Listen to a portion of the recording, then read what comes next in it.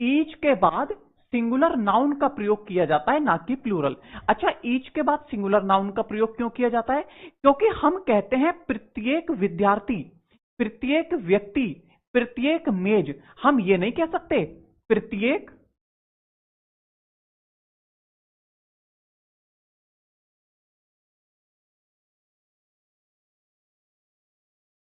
किताबें, प्रत्येक किताबें नहीं कह सकते। हम कहते हैं प्रत्येक किताब। हम क्या कहते हैं? प्रत्येक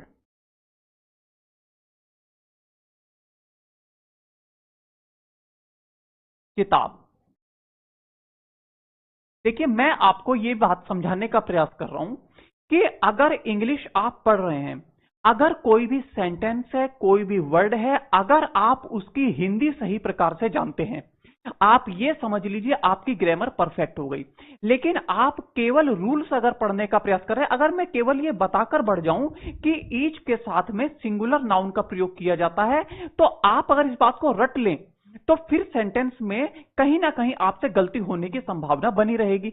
लेकिन अगर आप उसका अर्थ जान लें और आप ये जान लें कि उसके बाद में सिंगुलर आता क्यों है, तो वहां पर गलती होने की संभावना समाप्त हो जाती है। बिल्कुल, आप ये देखिए, क्या प्रत्येक किताबें, ये सही लग रहा है? ये बिल्कुल गलत है। हम क्या कहेंगे? प्रत्येक किताब। प्रत्येक किताब इंग्लिश से संबंधित है, प्रत्येक किताब मैथ से संबंधित है। हम प्रत्येक किताबें नहीं कहेंगे।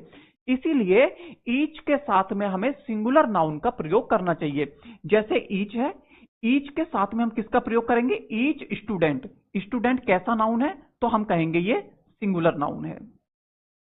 इसका अर्थ क्या आ रहा है? प्रत्येक विद्यार्थी। अगर हम कहें ईच स्टूडेंट, ये प्लूरल है। अगर हम इसका अर्थ निकालेंगे तो होगा प्रत्येक विद्यार्थियों, जो कि हिंदी भी गलत है इसकी। अब हिंदी जब इसकी गलत आ रही है, इसका मतलब ये कि यहां पर कुछ ना कुछ एरर है। इसलिए ईच के साथ में हमेशा सिंगुलर नाउन का प्रयोग किया जाता है, तब ये सही माना जाएगा। Each student is laborious. प्रत्येक विद्यार्थी कैसा है? मेहनती है। तो ये सेंटेंस सही हो गया।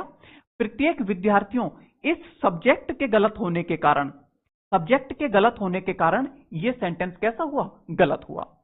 ईच बॉय, प्रत्येक लड़का, इज स्टडीइंग हार्ड। प्रत्येक लड़का क्या कर रहा है? बहुत मेहनत से अध्ययन कर रहा है, अध्ययन में बहुत मेहनत कर रहा है। आप याद रखना, हार्ड का जो एडजेक्टिव होता है, हार्ड का जो एडजेक्टिव होता है वो हार्ड ही होता है, हार्डली नहीं होता है। ठीक है, यहां से कई बार एरर पूछे गए हैं। हार्डली का प्रयोग करने पर इसका अर्थ बदल जाता है। हार्डली का अर्थ होता है मुश्किल से। आप एक बात और याद रखना, देखो मैंने पहले ही आपको बताया था कि अगर किसी भी सेंटेंस